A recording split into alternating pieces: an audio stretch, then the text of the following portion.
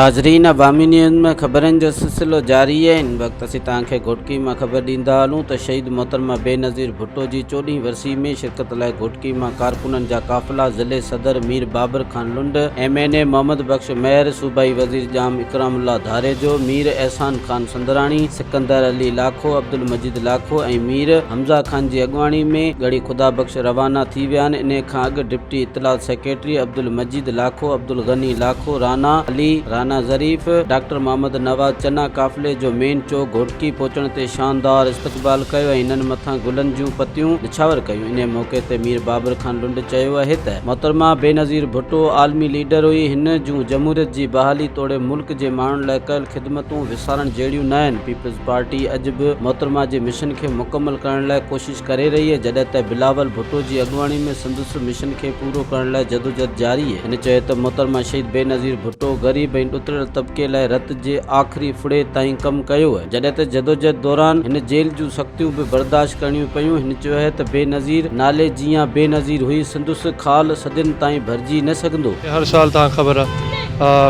14th वर्सी आहे, इन ते वञूं था पिया ऐं तव्हां ख़बर आहे त लखनि जी तादाद में जियाला जेके आहिनि उहे गड़ी खुदा बख्शी तरफ़ रवां दवा आहिनि। माशाल्लाह साईं, ईअं सम्झो त हज़ारनि जी तादाद में माण्हू आहिनि, सवनि जी तादाद में गाॾियूं आहिनि जेके पंहिंजी शहीद क़ाइद खे उनजी अज़ीम लाज़वाल क़ुर्बानी खे भेटा पेश करणु, ख़िराज अक़ीदत पेश करणु असां गड़ी खुदा बख्श रवां दवा आहियूं। मज़ीद खबरों और तफसीलात के लिए विजिट करें हमारी वेबसाइट www.awamiNewsHD.com।